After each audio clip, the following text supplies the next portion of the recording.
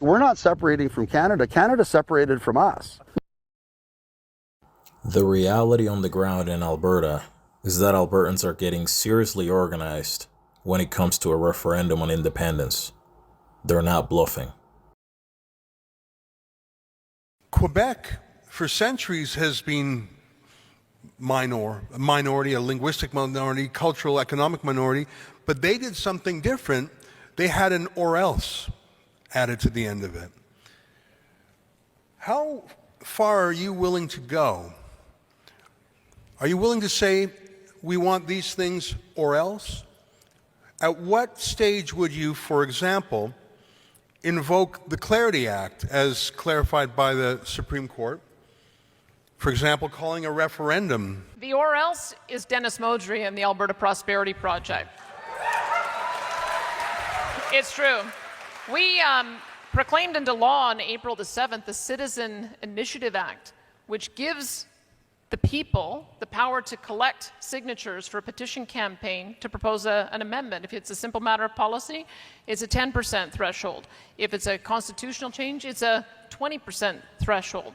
That would mean 600,000 signatures. And as I understand it, Dr. Modry has 1 million people on his database. So part of when I decided I wanted to run, I knew how important it was to make sure that we addressed the issues of autonomy. And I talked to Dr. Modry as one of my first steps. I said, let's try this together. Let's get as much autonomy as we can, full well knowing that he's got the power, you've got the power. If we're not successful, and this is why I take your movement very, very seriously. But something else has resurfaced in Alberta, separatism. It's an old idea built on grievances with Ottawa, and now some Albertans want to take it a step further, not just leave Canada, but join forces with the U.S. Hey, buddy. From his ranch in Alberta's foothills, We're not separating from Canada. Canada's separated from us. lawyer Jeff Rath is one of the loudest voices of Alberta separatism. The citizens of Alberta will stop being overtaxed and overregulated by people from Ontario and Quebec that basically govern for their own benefit and treat us like a colony. What I'd like to see, Canada become our 51st state. And a group in Alberta is apparently on board. This is Rath on Fox News in March. Becoming a U.S. territory or becoming or pursuing full statehood.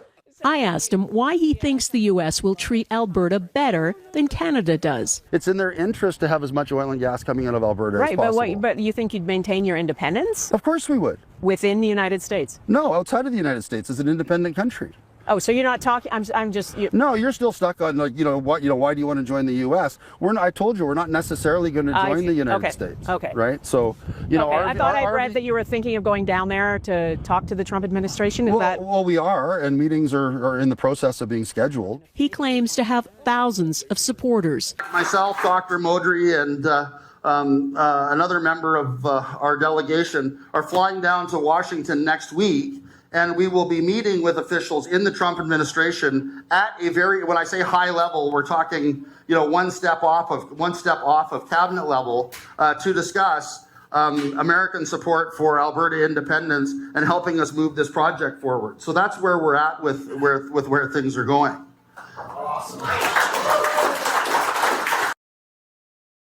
In a recent statement, Premier Daniel Smith of Alberta said that it's up to Albertans whether they have a referendum on independence or not. We have a precedent, and that is Quebec. And Quebec didn't actually cross the threshold, but it came very close, as we all know. And in the course of those events, the Supreme Court of Canada gave a decision about the succession of Quebec and what the rules needed to be. These rules are not played out in the Constitution, so they were doing a lot of interpreting of things. But they basically said this. They said, if the population of a province expresses their desires in a referendum, a clear majority in a referendum on a clear question, that is, everybody knows what's going on, then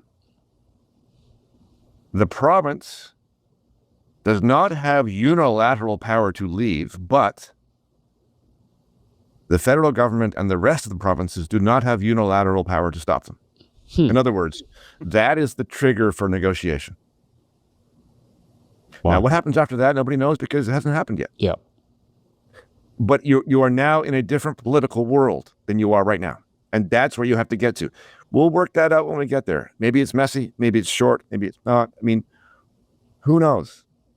But if you want to make a change, that's, I think, the first and best shot for taking a step that gets you somewhere else.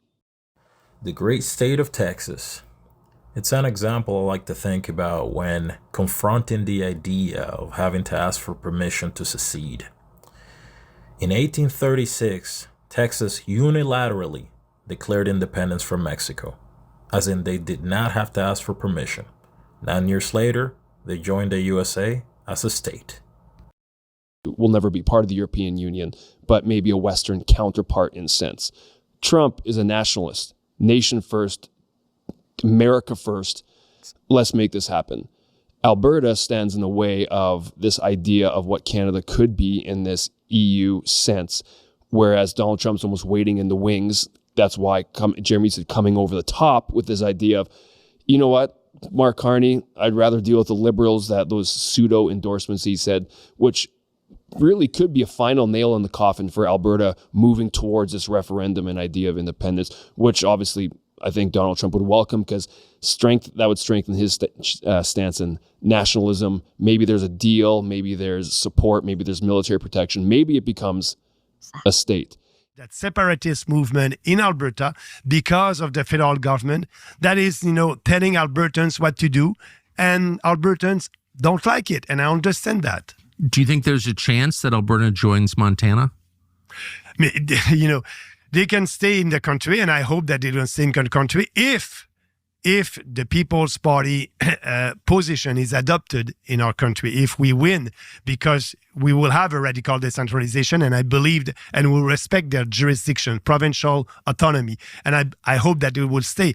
If not, they will want to be independent, or they can be the first 51st state. I don't know. But that being said, my goal is to unite this country. All right, thanks for watching. Thank you for subscribing. Special thanks to those of you who have donated to this project. It is much appreciated, and it helps me continue making videos.